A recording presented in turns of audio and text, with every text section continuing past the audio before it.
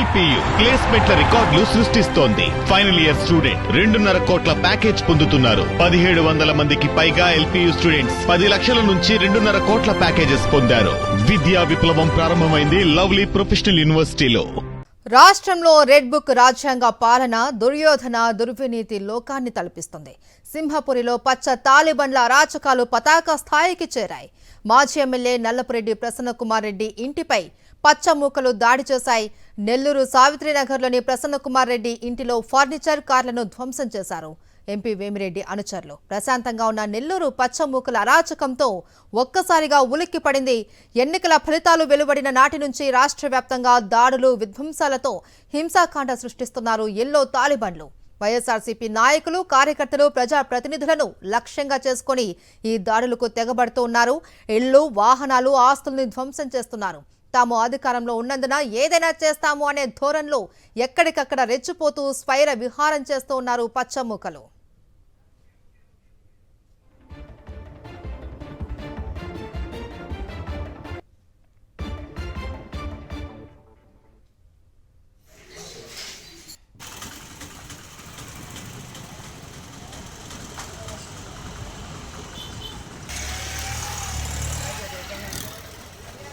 Sir visual తీసుకుంటాం sir.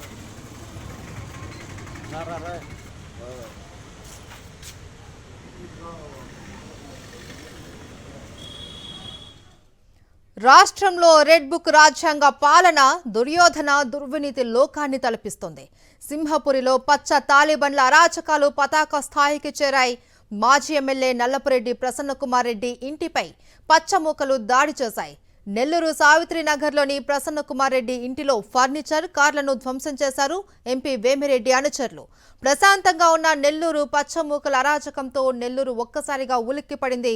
ఎన్నికల ఫలితాలు వెలువడిన నాటి నుంచి రాష్ట్ర వ్యాప్తంగా దాడులు విధ్వంసాలతో హింసాకాండ సృష్టిస్తున్నారు ఎల్లో తాలిబన్లు. వైఎస్ఆర్సీపీ నాయకులు కార్యకర్తలు ప్రజాప్రతినిధులను లక్ష్యంగా చేసుకుని దాడులకు తెగబడుతున్నారు. ఇళ్లు వాహనాలు ఆస్తుల్ని ధ్వంసం చేస్తూ ఉన్నారు. తాము అధికారంలో ఉన్నందున ఏదైనా చేస్తాము అనే ధోరణిలో ఎక్కడికక్కడ రెచ్చిపోతూ స్వైర విహారం చేస్తూ ఉన్నారు.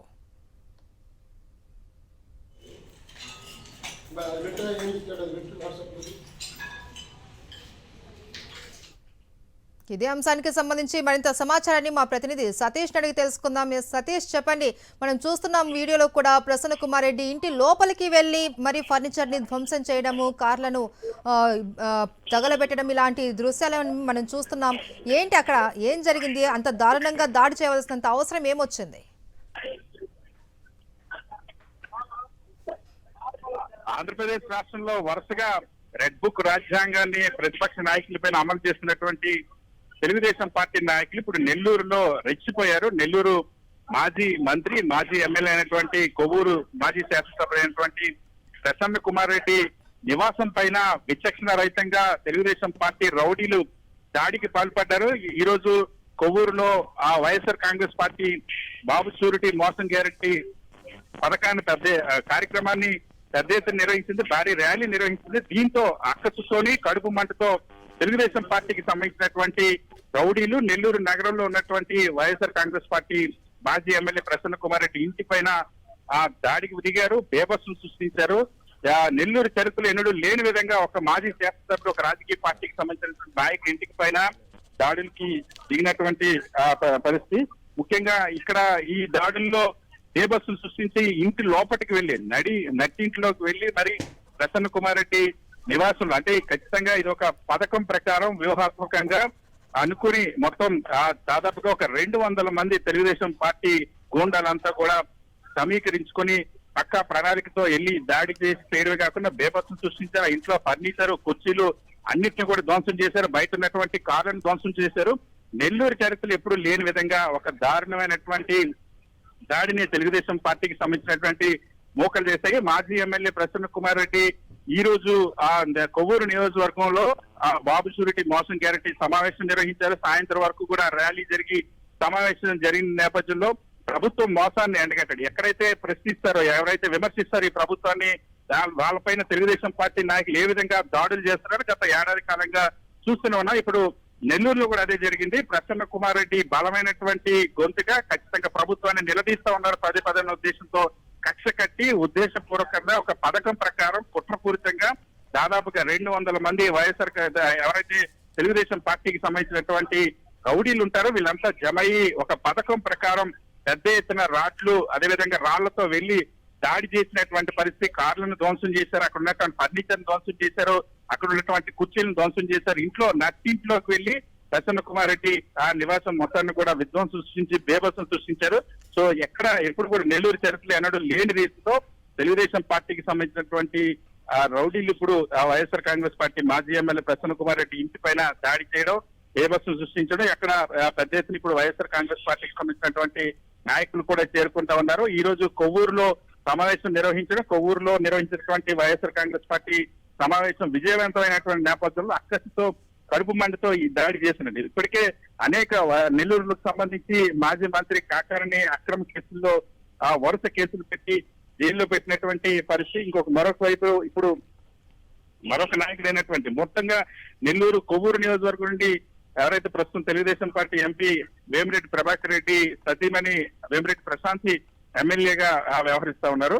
సో వేమిరెడ్డికి సంబంధించినటువంటి మనుషులే తెలుగుదేశం పార్టీలో ఉన్నటువంటి రౌడీ మోకులు దాడి చేశారని వైఎస్ఆర్ కాంగ్రెస్ పార్టీ నాయకులు భావిస్తున్నారు. ఇప్పుడు ప్రసన్న కుమార్ రెడ్డి నివాసానికి కూడా వైఎస్ఆర్ కాంగ్రెస్ పార్టీ నాయకులు చేరుకుంటారు. నివాసంలో ఉన్నటువంటి ప్రసన్న కుమార్ రెడ్డి కూడా పూర్తిగా వచ్చినట్టు పోలీసులకి అక్కడ జరిగినటువంటి బేభత్స ఏ విధంగా విధ్వంసం సృష్టించారో, ఏ విధంగా తెలుగుదేశం పార్టీకి సంబంధించిన రౌడీలు దాడులు చేశారో పూర్తిగా వివరిస్తున్న పరిస్థితి. నెల్లూరులో ఒక ఉద్రిక్త వాతావరణం నెలకొందని చెప్పొచ్చు. సతీష్, మనకు తెలుసు ప్రసన్న కుమార్ రెడ్డి ఒక మాజీ ఎమ్మెల్యే, ఆయనకే భద్రత కరువు అయింది. కేవలము ప్రభుత్వం ఇచ్చిన హామీలను అమలు చేయలేదు అన్న ఒక ప్రశ్నను వేయడం వల్లనే ఇంతటి అరాచకానికి పాల్పడ్డారు పచ్చమూకలు. మరి సామాన్య ప్రజల పరిస్థితి ఏంటి?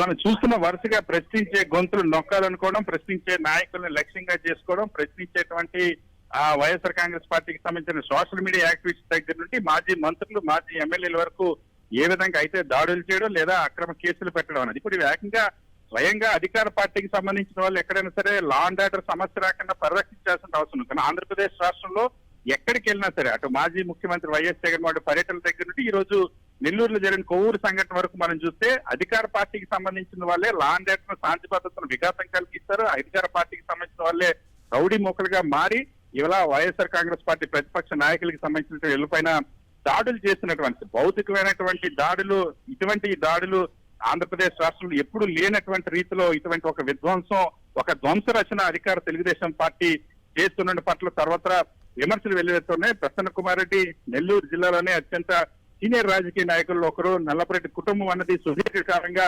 రాజకీయాల్లో ఉన్నటువంటి కుటుంబం. నెల్లూరు రాజకీయ చరిత్రలోనే ప్రత్యేకమైన ప్రస్థానం కలిగినటువంటి కుటుంబం. అటువంటిది సీనియర్ ఎమ్మెల్యే, అనేక సార్లు ఎమ్మెల్యేగా పనిచేసేటువంటి ప్రసన్న కుమార్ రెడ్డి గతంలో మంత్రిగా కూడా పనిచేసి ఈ రోజు ప్రసన్న కుమార్ రెడ్డి నివాసం పైనే ఇటువంటి దాడి తెలుగుదేశం పార్టీకి సంబంధించినటువంటి రౌడీలు ఈ విధంగా విచక్షణ రహితంగా విధ్వంసం సృష్టించడం అన్నది. అక్కడ చూస్తే ఆ దాడి దృశ్యాలు, అక్కడ ఉన్నటువంటి ఆ ఫోటోలు కానీ లేకపోతే ఆ వీడియోలు కానీ చూస్తే ఎంత విధ్వంసం సృష్టించారో, ఎంత బేభత్సం సృష్టించారో, ఇక్కడ ఎవరిని టార్గెట్ చేసుకొని ఏం చేయాలనుకుని అక్కడికి వెళ్లారో అన్న విషయం కూడా చాలా స్పష్టంగా అక్కడ అర్థమవుతుంది.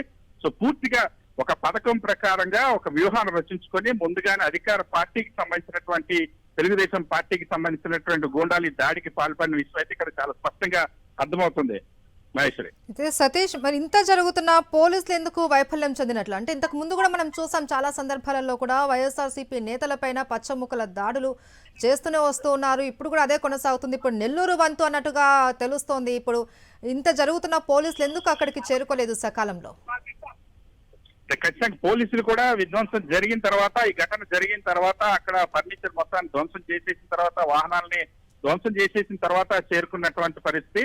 సో పోలీసులు, ఎందుకంటే ఇది అనూహ్యంగా ఒక కుట్రపూరితంగా ఒక పథకం ప్రకారం చేసినటువంటి దాడి. పోలీసులు అయితే ప్రస్తుతం అక్కడ చేరుకున్నారో ఈ సంఘటన సంబంధించిన వివరాలన్నీ కూడా మాజీ ఎమ్మెల్యే నల్లపరెడ్డి ప్రసన్న కుమార్ రెడ్డి, ఆయన కుమారుడు వీళ్ళ దగ్గర కూడా తీసుకుంటున్న పరిస్థితి. సో అధికార పార్టీకి సంబంధించిన వాళ్ళు ఏ స్థాయిలో అరాచకం సృష్టిస్తా ఉన్నారో, ఆంధ్రప్రదేశ్ రాష్ట్రంలో ఎటువంటి రాజకీయ దాడులకు ప్రేరేపిస్తా ఉన్నారు అన్నది చాలా స్పష్టంగా ఇక్కడ అర్థమవుతున్న పరిస్థితి. నెల్లూరు జిల్లాలో అత్యంత సీనియర్ రాజకీయ నాయకుల్లో ఒకరైనటువంటి ప్రసన్న కుమార్ రెడ్డి నివాసం పైన నెల్లూరు చరిత్రలు ఎప్పుడు లేని విధంగా ఈ తరహా భౌతికమైనటువంటి దాడులు, ఈ తరహా భౌతికమైనటువంటి దాడులు చేయడమే కాకుండా విధ్వంసం సృష్టించిన, అక్కడ బేభత్సం సృష్టించినటువంటి పరిస్థితి. ఫర్నిచర్ ధ్వంసం చేశారు, అదేవిధంగా అక్కడ కార్లను ధ్వంసం చేశారు, ఇంట్లో ఉన్నటువంటి వస్తువులన్నింటినీ కూడా ధ్వంసం చేశారు, వ్యక్తుల్ని టార్గెట్ చేసుకుని వెళ్ళినటువంటి పరిస్థితి. అక్కడ మొత్తం వస్తువులన్నింటినీ కూడా ధ్వంసం చేసిన పరిస్థితి. నెల్లూరులో ఉన్నటువంటి రాజకీయ నాయకులు, సామాన్యులు కూడా ఈ స్థాయిలో భయభక్తాన్ని సృష్టిస్తే ఇక ఇటువంటి భద్రత ప్రజలకు ఉంటుంది. ఇవాళ ఉదయాన్నే అక్కడ నిన్న రాత్రి నుండి మంత్రి నారా లోకేష్ అక్కడే పర్యటించారు. ఈ రోజు మంత్రుల పర్యటన కూడా జరిగింది. మంత్రుల మధ్య విభేదాలు కూడా బయటపడ్డాయి. మంత్రి నారా లోకేష్ ఈ రోజు అక్కడే పర్యటించారు. ఆ తర్వాత ఈ రోజు రాత్రే ఈ సంఘటన జరగడం కూడా మరింత తీవ్ర చర్చనీయాంశంగా మారింది. ఈ రోజు కొవ్వూరులో వైఎస్ఆర్ కాంగ్రెస్ పార్టీకి సంబంధించినటువంటి నియోజకవర్గ స్థాయి బాబు షూరిటీ మోసం గ్యారెంటీ రీకాల్ చంద్రబాబు మేనిఫెస్టో కార్యక్రమాన్ని ఘనంగా నిర్వహించారు. పెద్ద ఎత్తున ర్యాలీ నిర్వహించారు.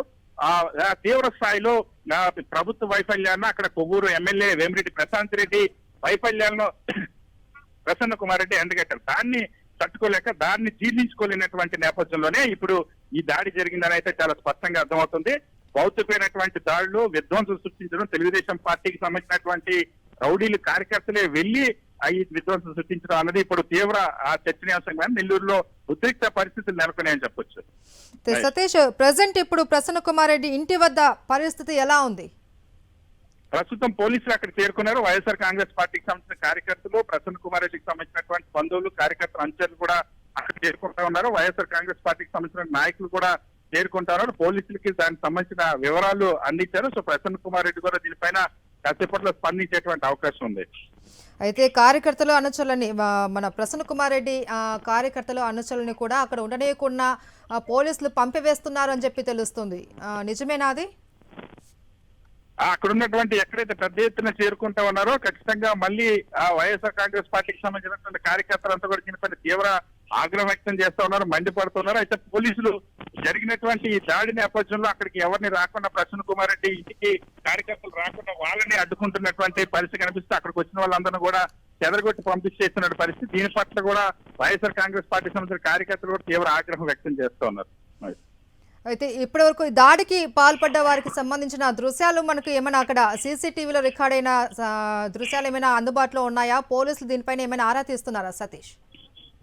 పోలీసులు ప్రస్తుతం మా ప్రసన్న కుమార్ రెడ్డితో మాట్లాడుతున్న పరిస్థితిగా దీనికి సంబంధించిన వివరాలు, పోలీసుల వెర్షన్ ఏంటి, ఎవరు దాడి చేశారో దీనికి సంబంధించి విచారణ ఏ స్థాయిలో జరుగుతుంది. అధికార పార్టీ చేసినటువంటి దాడి కాబట్టి, అధికార పార్టీకి సంబంధించినటువంటి తెలుగుదేశం పార్టీకి సంబంధించినటువంటి రౌడీ మోకలు చేసినటువంటి దాడి కాబట్టి అనేక ప్రాంతాల్లో మనం చూసాం. పోలీసులు తెలుగుదేశం పార్టీ నాయకులు, కార్యకర్తలు ఇన్వాల్వ్ అయితే వాళ్ళ మర్డర్ చేసినా సరే తిరిగి ఎదురుగా వైఎస్ఆర్ కాంగ్రెస్ పార్టీకి సంబంధించిన నాయకులపైన కేసులు పెడుతున్నటువంటి నేపథ్యం. మరి ఈ కేసులో ఇది నెల్లూరు చరిత్రలో ఎప్పుడు ఇటువంటిది ఒక ప్రజా జీవితం ఉన్నటువంటి మాజీ ఎమ్మెల్యే పైన, ఏ రాజకీయ పార్టీకి సంబంధించిన నాయకుడి పైన కూడా ఇటువంటి దారుణమైనటువంటి దాడి కానీ, విధ్వంసం కానీ జరిగినటువంటి దాఖలాలు లేవు. ఈ కేసుకు సంబంధించి చేసిన వారే కాదు, చేయించిన వాళ్ళు కూడా ఎవరన్నది చాలా స్పష్టంగా అక్కడ అర్థమవుతుంది. సో ప్రత్యర్థులుగా ఉన్న వాళ్ళపైన ఇటువంటి భౌతిక దాడులు చేయడం అన్నది, సో దీని పట్ల పోలీసులు ఎటువంటి విషయాన్ని జరుగుతుంది, దీన్ని ఏ విధంగా చూస్తారని ఇంకా వేచి చూడాలి. ప్రస్తుతం ప్రసన్న కుమార్ రెడ్డి నివాసానికి వైఎస్ఆర్ కాంగ్రెస్ పార్టీకి సంబంధించిన కార్యకర్తల నాయకులు కూడా చేరుకున్నా ప్రసన్న కుమార్ రెడ్డి కూడా దీనిపైన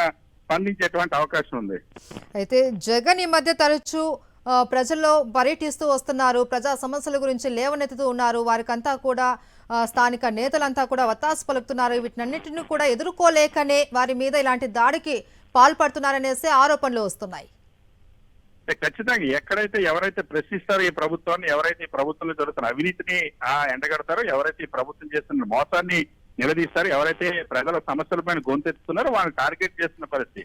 సాక్షాత్తు మాజీ ముఖ్యమంత్రి వైఎస్ జగన్మోహన్ రెడ్డి దగ్గర నుండి, సామాన్య కార్యకర్తల దగ్గర నుండి, సోషల్ మీడియా కార్యకర్తల వరకు ఇప్పుడు మాజీ మంత్రులు, మాజీ శాసనసభ్యులను కూడా ఈ విధంగా ఎవరు ప్రశ్నించే వాళ్ళు ఉండకూడదు, ప్రతిపక్షం అన్నది ఉండకూడదు, ప్రజల గొంతుకు వినిపించే వాళ్ళు ఉండకూడదు అన్నటువంటి ఒక ధోరణి పై స్థాయి నుండి కింది స్థాయి వరకు కూడా కనిపిస్తుంది.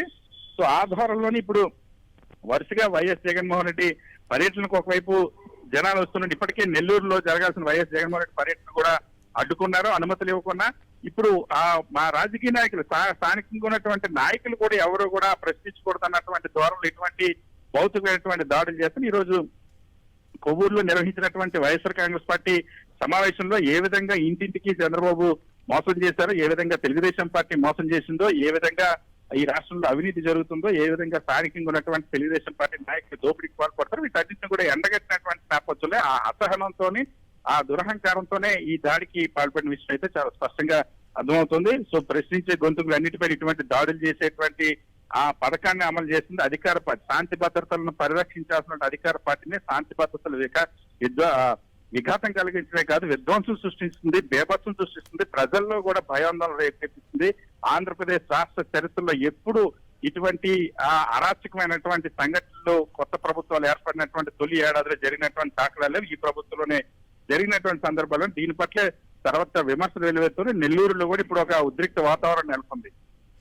అయితే సతీష్, మనం చూస్తున్నాము దాడికి సంబంధించిన దృశ్యాలు కూడా మనం స్క్రీన్ మీద చూస్తున్నాం. ఎంత దారుణంగా ఉన్నాయి అనేసి ఒక కార్ను కూడా ఎత్తి పడేయడం కానీ, ఫర్నిచర్ అంతా ధ్వంసం చేయడం కానీ, ఇవంతా కూడా ఒక అరాచకం సృష్టించారు అక్కడ. అదే సమయంలో కనుక అక్కడ ఎవరైనా పార్టీ కార్యకర్తలు కానీ, లేకపోతే ప్రసన్న కుమార్ రెడ్డి సంబంధించిన అనుచరులు కానీ అక్కడ ఉంటే ఒక విధంగా ఇది ఒక హత్యా ప్రయత్నంగానే జరిగేదనేసి అనుకోవచ్చా? ఖచ్చితంగా వాళ్ళ యొక్క ఉద్దేశం జాడి జరిగినటువంటి తీరు కానీ, వాళ్ళు సృష్టించినటువంటి బేభత్సం కానీ, వాళ్ళు చేసినటువంటి విధ్వంసం కానీ, ఇది వ్యక్తుల్ని టార్గెట్ చేసుకుని వెళ్ళినటువంటి పరిస్థితి. వ్యక్తులు అందుబాటులో లేకపోవడంతో అక్కడ ఆ వస్తువుల పైన, ఫర్నిచర్ పైన, కుర్చీల పైన, అదేవిధంగా కార్ల పైన ఆ బేభత్సం సృష్టించారు. వాటిని పగలగొట్టారు. రాడ్లు అదేవిధంగా కర్రలు, రాళ్లు పట్టుకెళ్తే ఇటువంటి విధ్వంసాలు సృష్టించగలుగుతారు. సో వీటికి సంబంధించి ఇంకా సీసీటీవీ ఫుటేజ్ కానీ వీటన్నిటి లభ్యమైతే అప్పుడు ఇంకా మరిన్ని ఆధారాలు బయటకు వచ్చేటువంటి అవకాశం ఉంటుంది. సో ఖచ్చితంగా ఇది ముమ్మాటికి ఉద్దేశపూర్వకంగా ఒక పథకం ప్రకారం మాజీ ఎమ్మెల్యే ప్రసన్న కుమార్ రెడ్డి ఆయన కుమారుడిని టార్గెట్ చేసుకుని వెళ్ళిన విషయం అయితే చాలా స్పష్టంగా ఇక్కడ ఈ దాడి జరిగినటువంటి తీరును చూస్తే అర్థమవుతుంది. వైఎస్ఆర్ కాంగ్రెస్ పార్టీ నాయకులు, కార్యకర్తలు కూడా అదే అభిప్రాయాన్ని వ్యక్తం చేస్తారు. అందుకే తీవ్ర స్థాయిలో